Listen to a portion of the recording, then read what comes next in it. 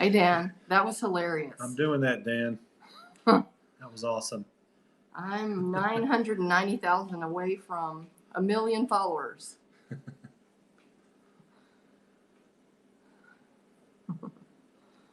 That was cracking up. Okay, let me. Don't mess with it too much. This. Thank you, Graham. Inviting followers. Oh, yeah, thank you very much. Hey, Papa Jack. Who's Papa Thank Jack? you. I think that's Jack's dad. Oh, cool. Cheeseburger Eddie. I like that name. Okay, let me go to mine. Go. Woodstock, Virginia. I used to live in Ashburn some years ago. Here.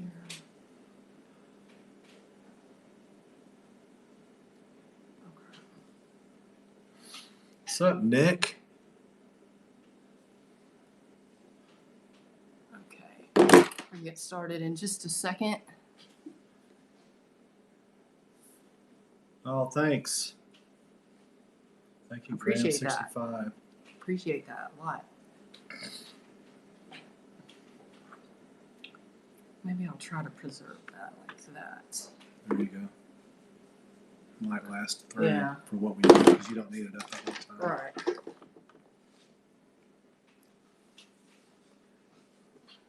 Hope y'all caught the Shakespeare theme with the title. Yeah, we're fixing to play you a short clip of a scene from As You Like It. It kind of captures, What we're going to talk about today. yeah. Hello, $1 above. $1 above. Above what? Exactly. You want to go ahead and Yeah. play it? Or? So All right, we're going to go ahead and start this clip from As You Like It. This was It's gonna- not very long. this was going to be what we were going to title the scope as All the World's a Stage Yeah. from a Shakespeare He says he's poem. $1 above your collarbone. Okay, we'll get to that later. All the world's a stage, and all the men and women merely players. They have their exits and their entrances, and one man in his time plays many parts, his acts being 7 ages. First the infant, mewling and puking in the nurse's arms, and the whining schoolboy with his satchel and shining morning face, creeping like snail unwillingly to school. Then the lover, sighing like furnace with a woeful ballad made to his mistress' eyebrow. Then a soldier, full of strange oaths and bearded like the pard, jealous in honour, sudden and quick in quarrel, seeking the bubble reputation even in the cannon's mouth.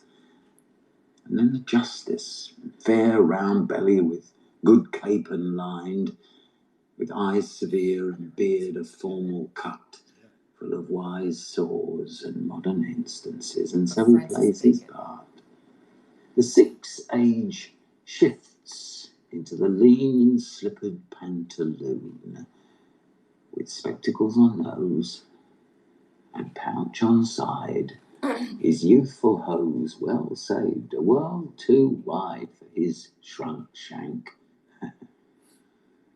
and his big manly voice turning again toward childish treble, pipes and whistles in his sound. Last scene of all that ends this strange, eventful history is second childishness and mere oblivion. Sans teeth, sans eyes, sans I didn't think it was taste, going to be. I thought it was going to be like 30 sans seconds. everything. Sans everything. All right, that's it. I didn't realize it was 2 minutes. I thought it was like 30 seconds. Hello, everyone, and welcome to the Ides of February. We've been doing this for, it'll be 2 years next month.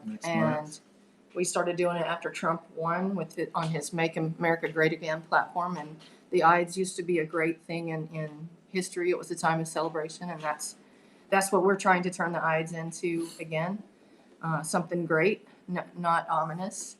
And Because a lot of, our calendars are probably kind of whack right now because March probably should be the beginning of the year instead of January. yeah, it used to be. And the Ides back in the day were a time of renewal. Sometimes it was a time of forgiving of debts, and it's planting, it's fertility, and it's like new life and new beginnings and stuff. It's actually a positive time. Right. And tonight we're going to be talking about a few different topics, but that has one theme. When we just got through having President Trump cleared of, acquitted on impeachment, but just from the witch hunt to the recent impeachment to Roger Stone, General Flynn, everything, all the way back to Watergate, there's a theme to the Democrat, primary, the Iowa caucus, the New Hampshire caucus. Everything is rigged. The world is a stage, and it's all theater. Right. It really is. And this week, for me and Yvonne, this week, the events starting on Tuesday, especially, you could see it. Right. And because we were originally going to be talking about the CIA, and we have some really good stuff on that, but we'll save that for probably March. Another one. But events were unfolding so fast and furious that we had to do this scope on things that are going on now with General Flynn, with Roger Stone, and then we were going to touch on an article from the Conservative Treehouse, which if y'all aren't following them on Twitter, it's a must follow. They're at The Last Refuge 2. And then also there's a book called The Secret on the Tarmac I just recently came across, and Lou skimmed through it today. It's about that meeting between A.G. Lynch and President Clinton when Hillary was under investigation. And then I'm going to end it with a WikiLeaks email, which I'm the only one I ever hear talking about this. Maybe y'all hear people. Dan, let me know if you hear other people talking about it. But this is one particular pedestal. And we touched on it before in a previous and I'm not going to tell you on the front end of this which one it is. Maybe some of y'all know. But to me, it's the most important and the most revealing of all the leaks. And it ties into everything that we're talking about. I see what you mean about that. So first, we're going to talk about General Flynn, an update on General Flynn. As you know, he was supposed to be sentenced, I think it was February 5th. And then... Well, they were supposed to come back with a response to him withdrawing his guilty plea. Right. And they wanted more time. The judge gave him more time. And now we're over a week past that, and they haven't responded. And the thing about the General Flynn case is at first they had asked for 6 months. And then they changed it. They changed the 6 months to, I don't know, they wanted to go out for some years. And they changed their mind. And then, that's a good question. And then recently, that's a good question. I don't know. He's in the protected class for now. But they kept flip-flopping, so that when the government responded to Sidney Powell's, she had a brief on him rescinding his guilty plea, and then they decided to ask for no time. They changed their mind. Right. And at the same time, you've got that other, what was the other case in the General Flynn, not the General Flynn case, but the Russian troll thing, that it kind of ties into it too. But to me, what it looks like is it's chaotic on the government side right now. They're losing. They're running around like chickens with their heads cut off, and so it's going to be interesting to see what happens with General Flynn, and with everything that's been revealed about everything that's going on. I don't see how the Flynn case just doesn't get thrown out.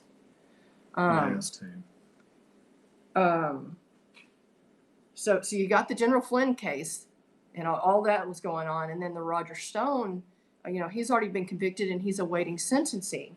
And so what's interesting with the Roger Stone case is Judge Berman, who was an Obama appointee, is over the Roger Stone case. And what's been revealed since yesterday with that the jury foreman. I don't know if y'all know, when that was tweeted by CNN, it was tweeted at 4:01. And okay, let me backtrack. Judge Berman, the Obama appointee in that case, she sealed the jury records so that we wouldn't know who the jury was, and you would get in trouble.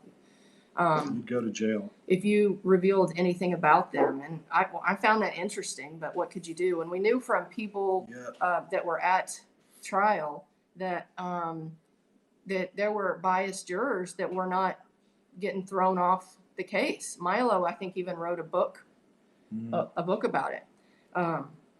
So when it was revealed yesterday about this juror, that this juror revealed their name. So that was tweeted at 4:01 because they had written an article or something. Because CNN thought they would pile on. Yeah, they're going to pile on because this juror, Foreman, was so outraged at Trump lashing out about the bias and what's happened to Roger Stone, and then those 4 prosecutors that resigned.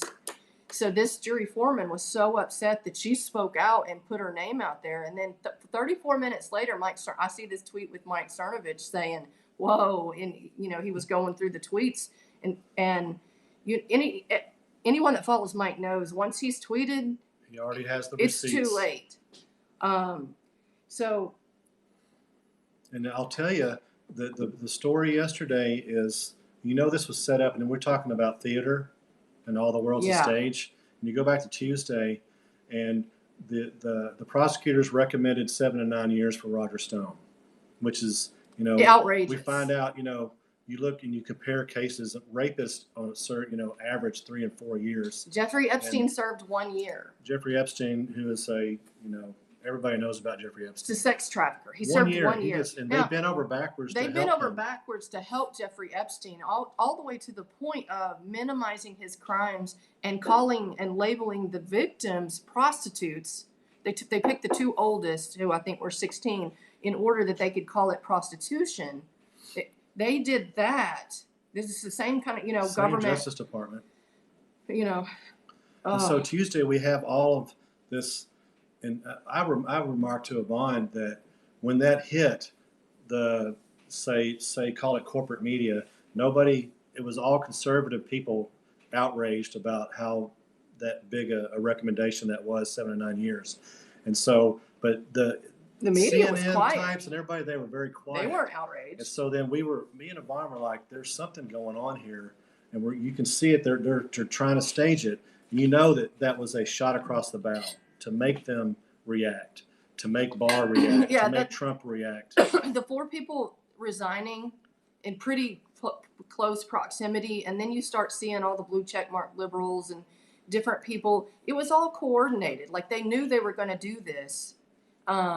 It was all staged. Because normally they would have been, harping and being glad and celebrating that he was being recommended 7 to 9 years. And so they didn't even say anything. They didn't. So they were quiet.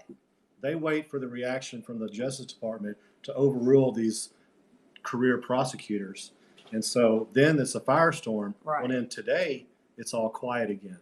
Right. Except for conservative media talking about this jury foreman, four-person to be and another correct. thing, so you have Mike Cernovich who breaks this huge story, which I think it's the biggest story of the year so far. Mm-hmm. And the media is not talking about that. They kept talking about the same thing, about the 4 prosecutors resigning in protest. Meanwhile, they're not talking about this breaking story.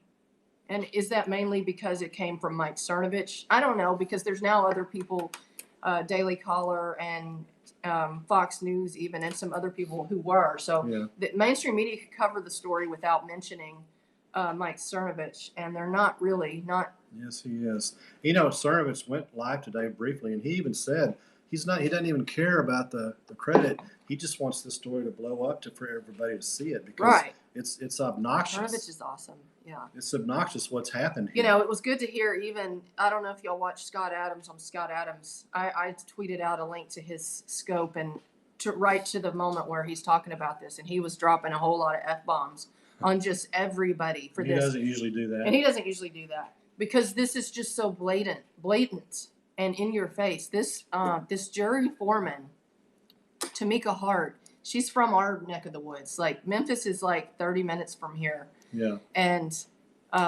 this lady, she was part of the Memphis City School Board, and I know y'all know anything about Memphis politics, but she was on the school board during the time in Memphis where they ruined the Memphis City schools. Like they were just so bad that the Shelby County school system, which is a great system, the city voted to give up the charter for Memphis, which forced Shelby County to take them over, and they've been, dragging Shelby County down ever since. But anyway, she was a part of that. Very partisan. If you read her Twitter, and if Cernovich had all that in 34 minutes. And you know what? He has a point about the judge needing to be impeached. Since impeachment's always up in the air, that's probably what needs to start happening is some judges need to be impeached. Because that doesn't happen. Yeah, because often. The thing about the Judge Berman, okay, let's say she didn't know about the tweets and all that partisan stuff. She does know that jury that she's a lawyer, and Scott Adams made this point this morning. A lawyer as the jury foreman is like putting a trained persuader. Like you wouldn't want, unless they're on your side, I guess you would want them because they're going to be able to, lead to the verdict they want to get. So it doesn't matter what he likened it to. You got a pickup basketball game on a Saturday afternoon at a park somewhere, and you got two pickup teams that play on every weekend. Well, one of them gets to pick Jordan as one of their teammates. She's an activist for sure. And so there's two pickup basketball teams, and one of them has Michael Jordan. Right. Who's going to win every time? Right. The one with Michael Jordan. So they put a Michael Jordan on this jury. It doesn't Right. matter. And people are saying, well, why didn't Roger Stone, vet these jurors? I mean, this judge was already not striking off biased people.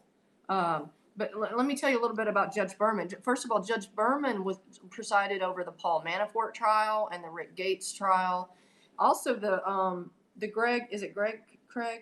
Greg Craig, he was the one Democrat that they prosecuted and went after. She reduced charges, and then he was acquitted of the ones that finally did go to trial.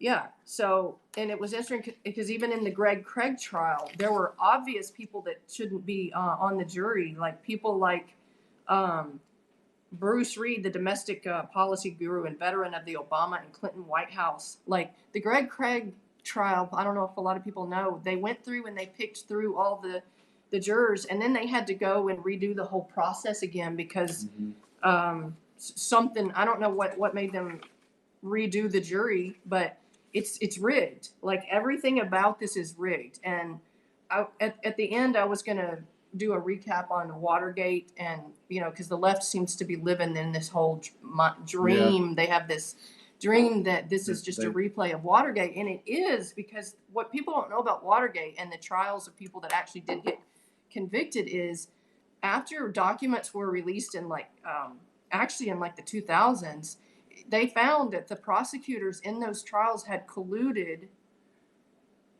with the judge. Yeah, with the judge. And you've got there's literally nothing new under the sun. All this has happened before. They had on the is it on the Greg Craig trial? They had a CIA analyst. No, this is for this is for Roger Stone. No, it might be for the. Yeah, it was for Craig. Yeah, Greg Craig. They had a CIA analyst. They had a CIA analyst, and so the judge is asking the CIA analyst, "Well, would you be able to turn your CIA analyst brain off and focus on just what you hear in the courtroom?" And the person says, What if someone says something about someone and I know something about it? Obviously, I can't say anything. And the judge keeps the judge is like, oh, okay. And this particular CIA analyst knew classified information about Ukraine. Well, Paul Manafort in Ukraine, like, that should have been a red flag right there. Like, no. With that, so Judge Berman, I just wonder how deep the collusion goes. So we know. And a quick aside on the Manafort stuff. We're not saying that Manafort's just, squeaky clean, pink baby that was innocent of everything. He's done some stupid stuff in his life, and actually the stuff he was convicted on was stuff that happened years before he even came on the Trump campaign. Right. Has to do with Ukraine and lobbying and stuff, and the money involved in all that. Well, but the thing is with Manafort is the FBI touched on this stuff before. The Justice Department came at him before, and they let it go because it wasn't a big deal to them at the time. Right. And this goes to the prosecutorial discretion that's out there, which is being abused every day throughout this country. And all this ties into, if you were in some way supportive of Trump or part of the Trump thing, you got prosecuted. And all these prosecutions happened because it was in order to get to Trump. Right. And that's Ali did a scope this week where he was talking about that malicious prosecution and prosecutorial misconduct. That, like, even if Roger Stone had lied, he explained why the prosecution shouldn't be happening. The only reason all of these people, any of it's happening, is because they didn't support the right candidate. So about the jury foreman and the ridiculous bias that she had. She was part of the resistance. She worked for the Bill Gates and the Bill and Linda Gates Foundation. She claimed on the questionnaire for the jury that she didn't watch C-SPAN. We don't have the questionnaire, but we have some. We don't have the questionnaire, but we do have testimony or something. Something where she said under oath that she doesn't even watch C-SPAN. She doesn't, Yeah, really that she can be follow non-biased. And meanwhile, she's got these tweets that show the polar opposites. So she actually lied under oath to the court. She actually tweeted the day of the guilty verdict that they did the guilty verdict. Yeah. So that was the jury foreman. But I don't know if y'all remember the story about the juror number 3 that wrote that op-ed. I think it was in Washington Post, Seth Cousins. He wrote the op-ed that sounded vaguely familiar, like the closing arguments of the prosecutor. A summation of the trial as if it were prepared by the. So Gateway Pundit had an article about Seth and said that reading Mr. Cousins' op-ed is like reading a summation of the trial as if it were prepared by the left-wing team of prosecutors. So we know about those two. Now, all the other jurors, because the records are sealed, I'm sure if they have any social media posts or anything, they've probably already been scrubbed. Can we get to the bottom of that? I don't know. But I think there was very good reason why the judge sealed the records of the jury, and it was because of stuff like this. If it got out to the public, people would doubt and question the legitimacy of this verdict. And so it's going to be interesting to see what happens because, Judge Berman, it does seem like she was going to throw the book at him, and whether she gave him 7 or 5 or 3 years, Roger Stone didn't do anything wrong. He doesn't deserve to serve 1 day. Scott Adams thinks that the perfect day to pardon him would be on Super Tuesday. Him and Flynn. So it's going to be interesting. I don't think after all that this has been revealed that Judge Berman can do what she wants to do. She wants to throw the book at him, and I don't think she can. So that's pretty amazing. So I just want you all to appreciate and behold the beauty of God. God will destroy evil people, but he'll destroy them in their own malice. Through their own means. This girl was so outraged at what Trump had said that she exposed herself. CNN and everybody jumps on, and mainstream media, who are enemies of the people, promote it, and then that's how they. Well, and it kind of sucks in a way because she's going to alert people in the future, and she should have already known this beforehand. Yeah. But when you go to do something like that, you scrub your social media stuff before you go public with stuff. And she didn't do that, so that's why we were able I to just see. think they've never It's had just- to do that. They've always gotten away with But I'm stuff just like this. But worried if about it, the people in the future that do, they will be scrubbing their stuff before. well, the thing that concerns me though is he was charged with lying, and actually there were like 7 different charges. I mean, like most people can't tell you. And here's the thing with it, though, is a lot of it, and some of the lying, he's lying about legal activity. So what they're doing is it's more process crimes too. Where And the same thing they did with Papadopoulos. right, You know, remembering something different from what you misremembered the said. date, and it was different, and which is silly because But for me, all of this is it's not through the poison tree, but it kind of goes to it. All of this has been started because of the insurance plan, Right. Page struck, and all this stuff going way back before even the election. They're investigating Trump. They're doing everything they can to get through, to him, and anybody in his periphery, they get to them and right. go after. So it's all bogus because there never would have Does been seem like yes. there never would have been an investigation. And the thing about it is, think of all the amount of money, the amount of resources and time they have spent trying to take this president down and everybody that supported him. Like, could they not have done this for Jeffrey Epstein? Yeah. Or and now his pedophile ring that is still out there? Jeffrey Epstein. Hey Ollie. Jeffrey Epstein, I tweeted out earlier, which case had more high, prominent prosecutors on the case, Jeffrey Epstein or Roger Stone. So 4 of the ones in Roger Stone have resigned. There's a buttload more of them. I mean, how many were involved in the Jeffrey Epstein? How many FBI agents? And we want to talk about that too, the lying people, and we're always that's another thing everybody talks about. Sean Hannity's big about. I'm not only talking about the 3% leaders of these organizations, these the FBI, the rank and DOJ, file, the rank and file. They're all still the good people. 99%. And I don't want to bash the FBI because I know that there are some good people at the FBI. But I'm quite frankly tired of especially after reading the Secret on the Tarmac book, the reporter that exposed Bill Clinton and A.G. Lynch, after reading his story, and that those were rank and file FBI agents who were more angry at the exposure and the perception of corruption than they were the actual corruption.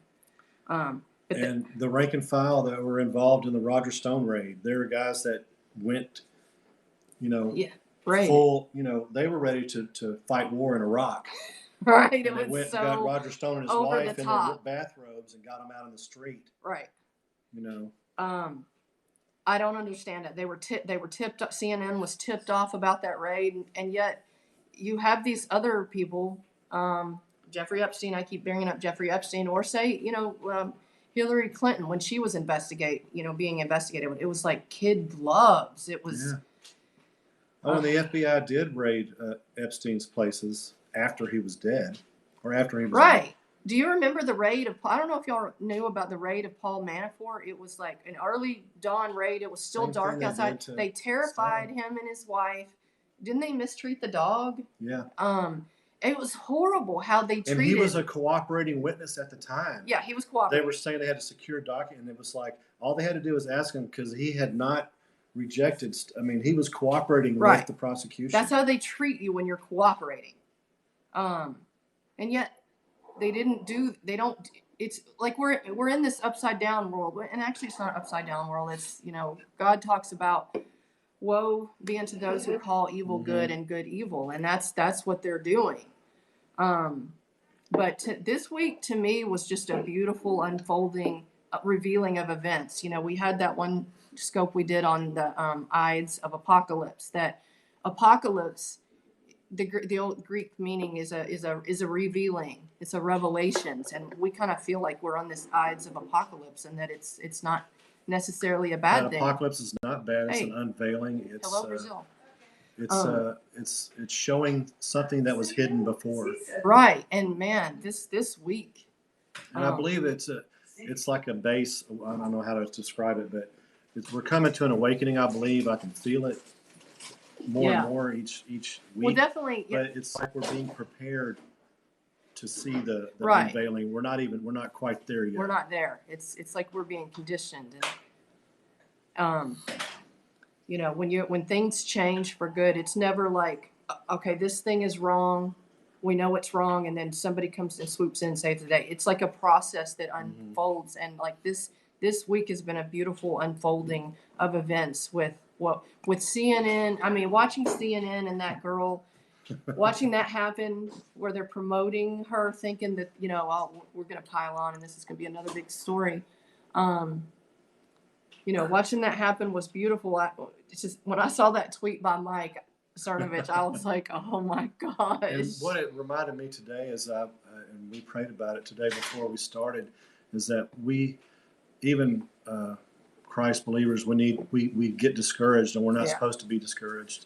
And so I prayed today just to remember that we're not supposed to be discouraged. This world has already been defeated. Right. And then you'll see bad men getting away with things, and you initially, your first reaction is to just be bummed out and discouraged, but God says, fret not for the evil man who prospers in his way. And so I've been trying to train myself when I see these things, and people are actually being rewarded. Like Marie Yovanovitch she got some bogus fake award today for something, and somebody that I like retweeted it in with some discouraging words, and I just looked at it totally different. Like, I saw that as they're giving Marie Yovanovitch an award because they want to create this perception that everything's just going according to plan, that everything's fine. You know how, like, when you've done something wrong and you've been busted, but you don't want anybody to know, and you just act like everything's okay. Yep. So what I want you to take away from this is that when you see people being rewarded for evil, or seemingly being rewarded, don't get discouraged. If you're a believer in God, you know that vengeance is His. It's not our burden to carry, and we need to get ourselves right, focus on the right thing, do what we can to expose it, and know that in due time, He will expose what He wants you to see. And this week, this week has been awesome. Week. It's still a good. There's still tomorrow. Yeah, and then we got super, the things that are going on with the Democrat, the revelations now going on with the Democrat Party, and the rigged process. About the Jesse Lou whole thing too. I was going to get to that. That was next. But we'll just start talking about that. So that was another thing. That was another thing that happened that to me was big. Was that Tuesday, or the Conservative Treehouse wrote this? Don't even worry about it. He'll keep going. Conservative Treehouse wrote an article. I had it up on the Jesse Lou was going to be appearing Thursday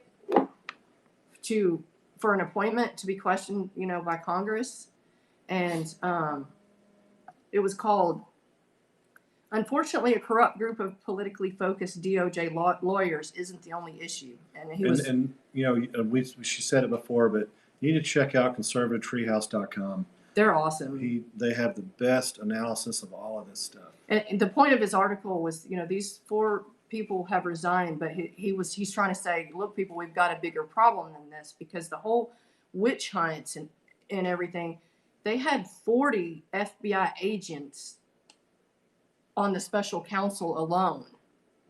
And so he was going into that, and he was talking about Jesse Lou and Jesse Lou's role in the General Flynn thing. And Manafort. Can't remember if she was in the Roger Stone thing, but they had questions in there that they wanted our Republican senators to ask Jesse Lou. So I read that, and the article was so good that I know a lot of you guys, you won't take the time to read the article. So, like, I'll take snippets of it, hoping to entice you, or at least to let you know about the most important parts. And so I was putting the questions from that article and tagging people like Ted Cruz and Rand Paul and just any Republican leader I could think of, saying, if y'all don't ask these things on Thursday, we'll know that you're in on it. So that was going on all day that day. All day Tuesday. And then Wednesday, we hear that Trump pulled her nomination. So you'll never convince me that article by Conservative Treehouse didn't make it to Trump's eyes. Because I know we weren't the only ones asking. Yeah, we weren't the only ones. Question. For sure. And targeting specific senators, one of you needs to ask this question. Right. Because we would know if that doesn't come up. Because the questions that the Conservative Treehouse had, to me, it would have blown up. It would have been like an atomic bomb being dropped, and who knows? Maybe Trump wasn't ready for that atomic bomb to be dropped. But because part of it is it implicates members of both parties on the Senate. I know, very good news. On the Senate Select Committee for Intelligence, which is where the hearing was going to be. Though that's the most corrupt committee. It is. A lot of us believe in Congress, Senate, Republican combined. Yeah, they're the ones that were. And it's both sides of the aisle. Right, they're the ones that gave the FISA app to the James Wolfe, the head of security on the Senate Intel, who leaked it to the. And Jesse Liu was the one that gave him a slap on the wrist. 2 months for that. That's another contrast to the Roger Stone. This guy leaked the FISA. Right. I mean, application. It was to a journalist. It was classified information. And he got 2 months. 2 months.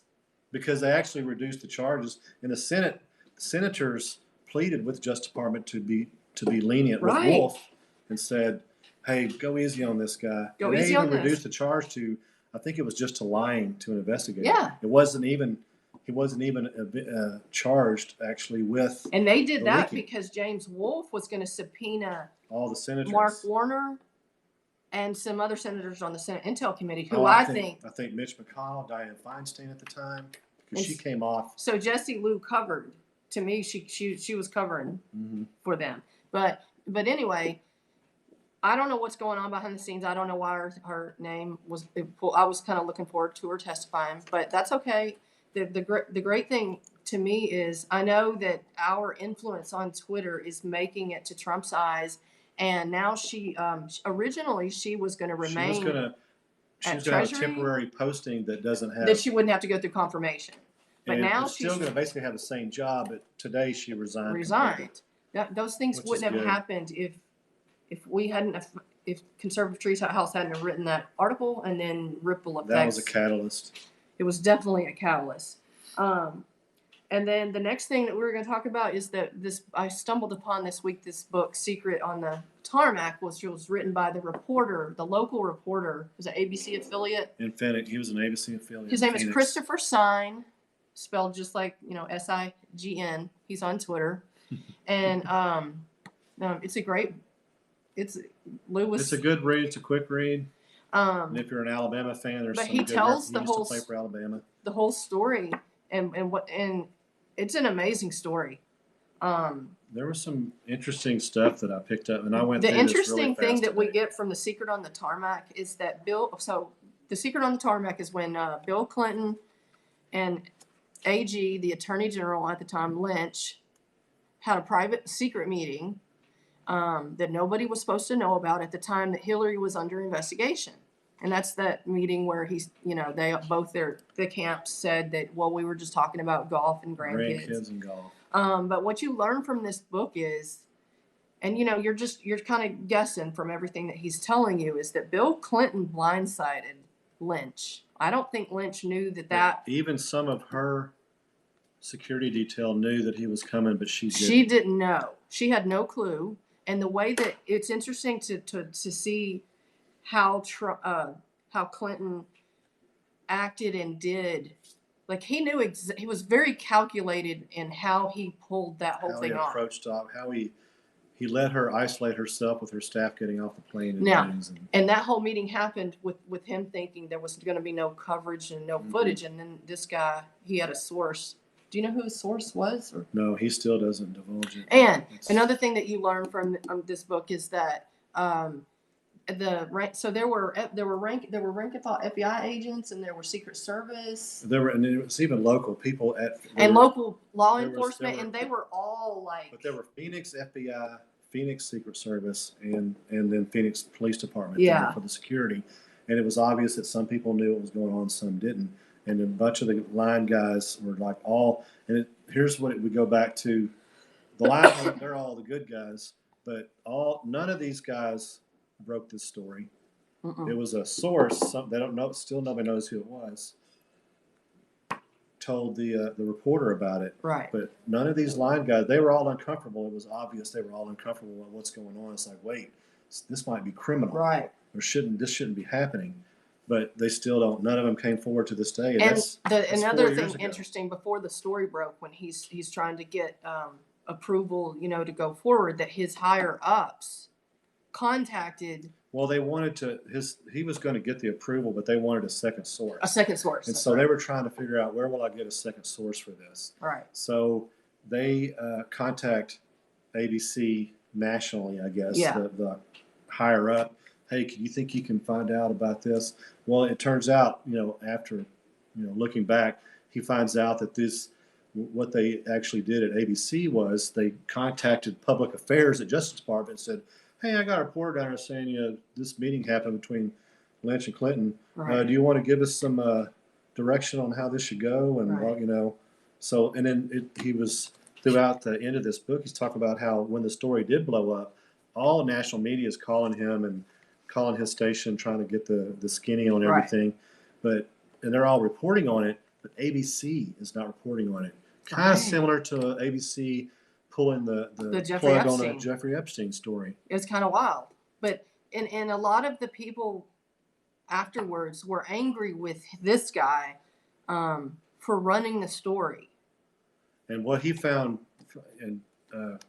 ironic is nobody is going off about the facts or calling him a liar. He said, and it was very unusual for a big story like that usually there's somebody trying to shoot down what he was saying. He said he didn't get anything about anybody going off about the story. They were just mad that he ran with the story. He got a lot of people mad at him. And the other interesting thing was how they were getting their story straight.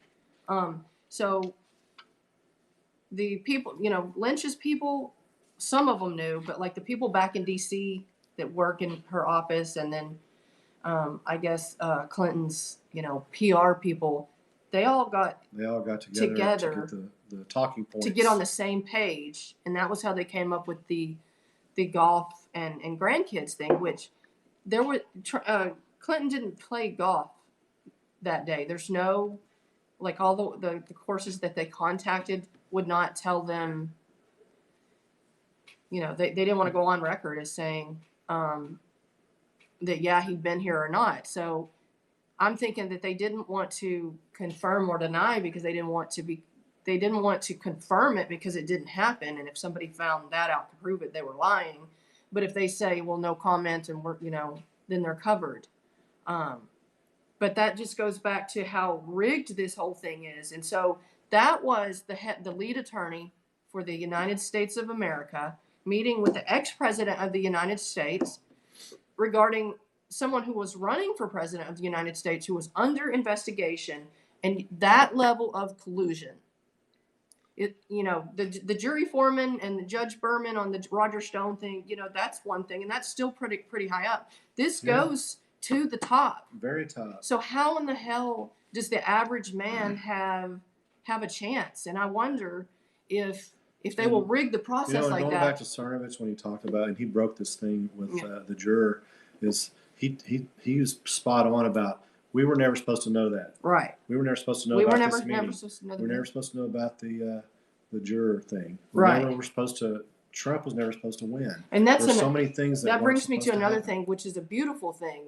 All this corruption is going on, but this tool of the internet, which I no doubt think that the powers that be want to eventually use these tools to control and surveil, but this tool is it's outpacing their lives. The technology is. Owen Benjamin once said that technology is outpacing their lives, and there's so many outlets of exposure, potential outlets for that kind of exposure that they can't. You'd have to have a massive network, and they just. They don't, because as far as like the corruption of people at the top, it's not as many as there are like people like you and me. There's tens of millions of, you and me paying attention. And that's the great thing about being alive right now, to witness this, because tomorrow is Friday, and I sit and I wonder, what. Tomorrow's Thursday. Then we. I mean Thursday. But I wonder what's coming next. No, and I'm today's- actually. Today's Thursday. Is it Thursday? Yeah, I'm lost. because I'm off I've on been Thursday. off for a while. I'm off on Thursday, and I'm not off on Wednesday. So it's a beautiful thing that's happening before our very eyes, and their own, pride goes before destruction. This she's probably never been held accountable in her life. The jury foreman, who's so outraged, and then she's going to go out there and support the 4 that resigned, and then CNN's going to promote them, and then bam, they got Cernoed. And all the really smart people thought they had something, and then it's blowing up. Yeah. And it's blown up because they were all so quiet today. Right. And Yeah. That's the big tell. Yeah, you always. He actually talks about that in his book. He said he knew something was up because everything got quiet. Oh wow. That's amazing. Everything on all levels. And so back to the Watergate thing, the Watergate scandal, and what I was telling you before about how the prosecutors were busted colluding with the judge in that case. I don't know if a lot of you know that the allegations for Watergate at the time were secret, even to Nixon. Like, he didn't know what the actual allegations were, alleging personal wrongdoing. And this lower level attorney who did a FOIA request and got these documents in 2012 or 13, didn't think he was going to find anything, but what he found was amazing. He found documents that said their goal was reaching Nixon at all cost. And it's the same thing that they've got going on with Trump. They were trying to get Trump. They couldn't get Trump. Robert Mueller couldn't get Trump. So Roger Stone was like, they were going to get something. They weren't going to come out of there empty-handed. And Roger Stone was a fall guy because he supported them, and they couldn't get Trump. But it's the same thing. The fix was in. Prosecutors met in secret. The dice were loaded. They made sure that the prosecutors worked with the judge to assure the case was tried before a D.C. jury. Because the D.C. jury back then it was like 80% Democrat. Now it's like 95 something percent. And it's just amazing to me how there's nothing new under the sun. And another thing along that lines is Fred Thompson. And this, I don't know if this was a book at that point in time, because Fred Thompson was one of the lawyers for, or he was a U.S. attorney, or I think he was one of the lawyers on the Watergate. Yeah, he was on the involved in Republican that. side. And he said, and here's what Fred Thompson said. He said, in my opinion, we, the minority staff, had already determined that the CIA was aware of the activities in the Watergate burglars prior to the break-in, and that perhaps knew more than that. It's the CIA, John Brennan, a lot of people feel like he was like the team leader of Spygate.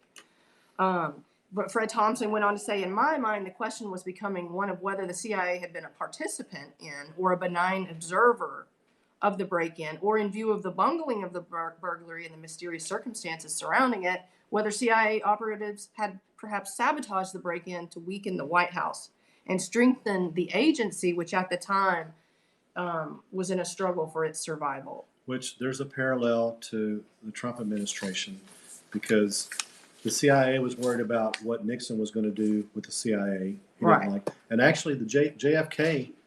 That's another story altogether. But JFK was going to rein in the CIA, and who else was going to rein in the CIA here in the recent past? Michael Flynn, as Director of National Intelligence, was going to lower the profile of the CIA, because the CIA is pretty inept at what they're supposed to be doing.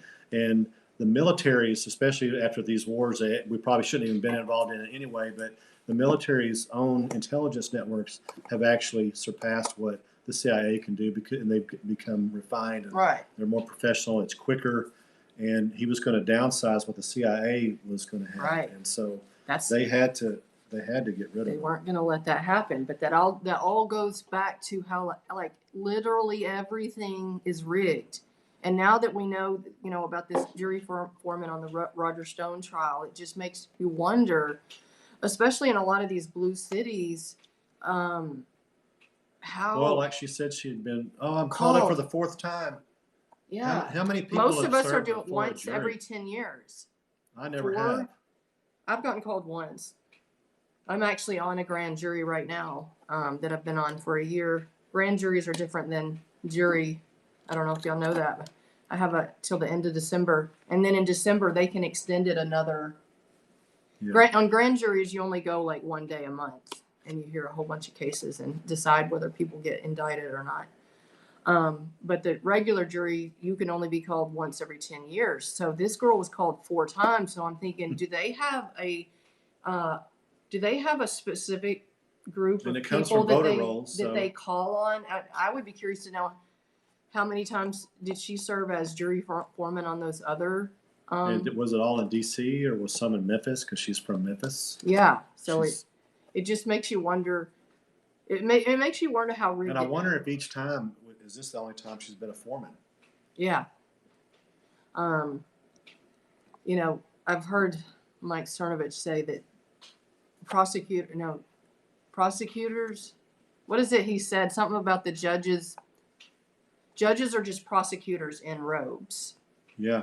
And that's and, certainly. That's a good message to get out more and more. And I poo-pooed it in the past because I didn't know. Right. But the stuff that's happened to Roger Stone happens across America every day to a lot of little people that we've never heard of.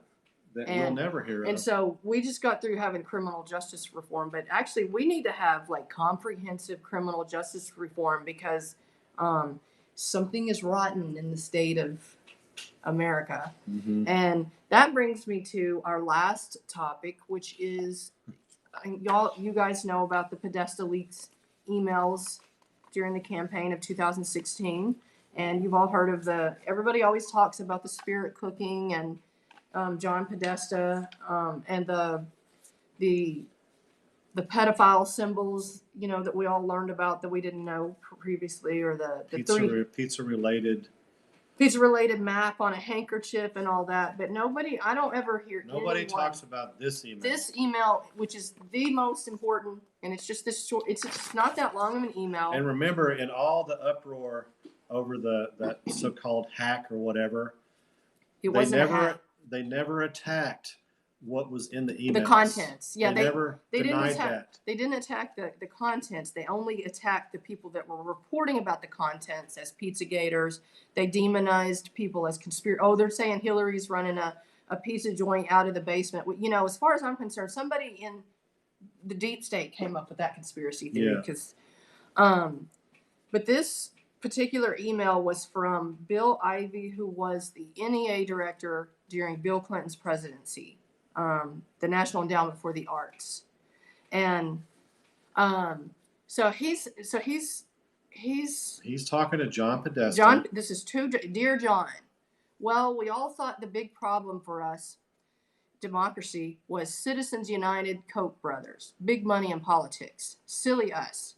Turns out the money isn't all that important if you can conflate entertainment with the electoral process.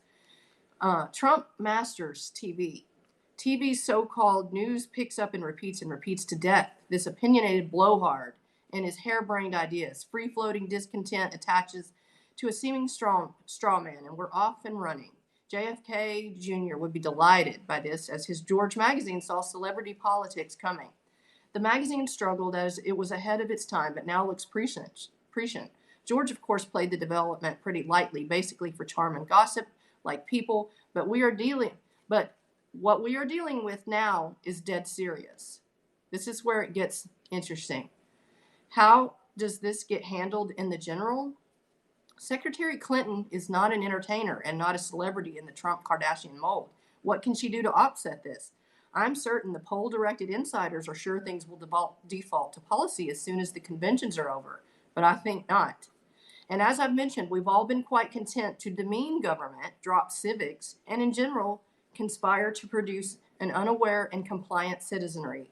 The unawareness remains strong, but compliance is obviously fading rapidly. This problem demands some serious thinking and not just poll-driven, demographically inspired messaging. Also, he goes on at the end to say, I fear we are all now trying to navigate a set of forces that cannot be simply explained or fully understood. So it is and will remain interesting. And I think it's interesting that he said this is probably the best part that he said, that we're trying to navigate a set of forces that cannot be simply explained or fully understood. And what's happened this week with the CNN and the jury foreman and Mike Cernovich, that's the fully not understood. And I think the potential, it's still even bigger. I love, and he's truthful in some things, because he says the unawareness remains strong. He's talking about just general public. And this is huge here to me. The unawareness remains strong, but compliance is obviously fading rapidly. Right. And his compliance is that everybody's just, we're just watching TV and Right. we're going along and we're not pushing back. Right. This problem demands some serious thinking and not just poll driven. Right. And you know, this was written in a moment of, they never thought this was going to become public. You know, they were leaked. And he was obviously worried about the general election because he knew Hillary's weakness. Right. She's not an entertainer. She's freaking boring as hell. And Snopes did a fact check on it. And Yeah. Clinton camp demands compliant citizenry for master plan. First of all, so they put up a straw man and then said that's not true. Right. And they said it's not true. So they go through, and at the end, so they read through where, you know, the claims come from, and they read through the WikiLeaks email, and then they say, according to alarmist websites, such as Conservative Tribune, InfoWars, Natural News, and others, Ivy had proclaimed nothing short of a Clinton master plan. That's not my takeaway. No. For maintaining political control via an unaware and compliant citizenry. InfoWars summarized this message in a particularly damning terms. So they debunked it. They say it's false. But he says it was a Clinton master plan. And the guy's talking about Clinton in a negative way about her behind her back. She probably would not appreciate something may have happened to him for saying she's not an entertainer. Yeah, I didn't even think about that. But to me, it's the most important WikiLeaks, because the part where he says, you know, I know that we in general conspire to produce an unaware and compliant citizenry. So they admit that their intent, and that's the head of the National Endowment for the Arts, talking to John Podesta. Speaking of, you know, the Podestas, you know, where the hell is Tony Podesta? Yeah. And another who did the same exact stuff that Manafort did. Right. And sometimes together they were working for Ukraine. Right. So generally, you know, it seems like the bad guys get away with it, but it looks like we're in new uncharted territory, and so who knows what will happen. I still hope that the Podestas will be exposed. You know, Tony Podesta, besides the shady financial dealings that he had, was big into.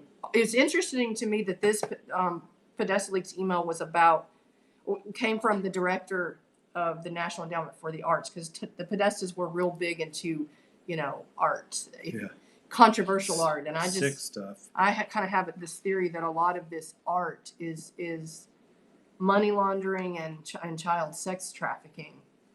But I don't know if all you have to do if you want to look up this particular email is just Google Podesta Leaks emails compliant citizenry and unaware and compliant citizenry, and it will come up.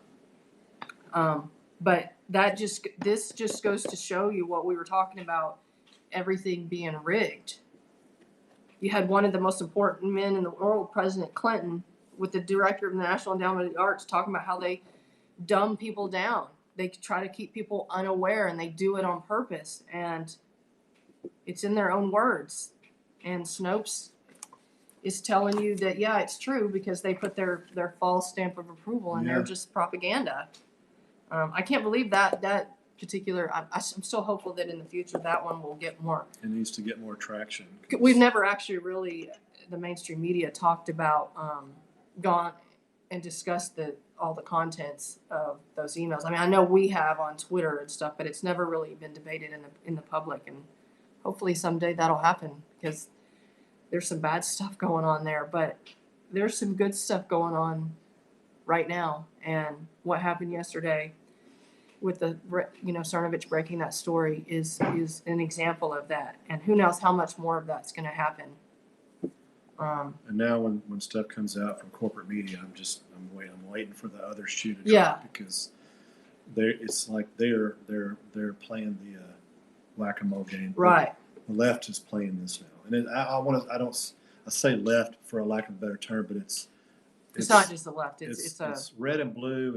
It's Republican, Democrat. There's so many bad eggs on both sides, and in some ways the Republican side is worse because they pretend to be something they're not. Whereas especially the last 4 years on the Democrat side, we can see they're saying what they are. Right. But to me, like these are all positive developments. This book, Secret on the Tarmac, and that whole exposure of the A.G. Lynch and Bill Clinton. I mean, imagine if we hadn't known that. Now there's a book about it. Who knows what's gonna happen this time next year with all of the stuff that's being exposed now.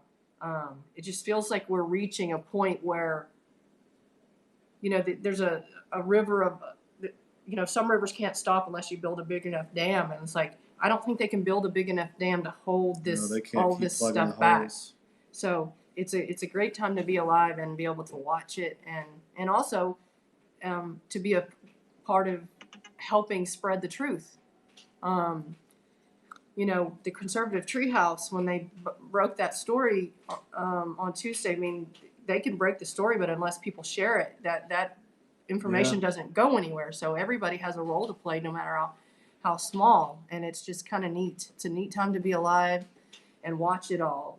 From the witch hunt, they've been going after this president, since before he got elected. From the witch hunt, the Trump Russia to the Ukraine to impeachment, Roger Stone, General Flynn, rigged prosecutor, judge, and there's a war being fought, and a lot of it is out of our sight. We're winning, and a lot of it's spiritual, and we can't see it. Right.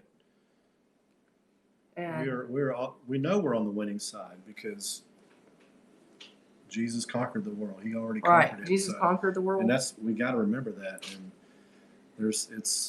it's exciting. Things are going to ratchet up because we're getting closer. It's going to be more desperation. Yeah. And there's going to be, and now I can't wait to see what's going to happen the next few months because it's just going to be more and more. And flops. even if there's a negative, God is definitely in control. And man, this week is proof of that. Proof. And even if you see something negative, there's going to be some bumps in the road. But just hold on because.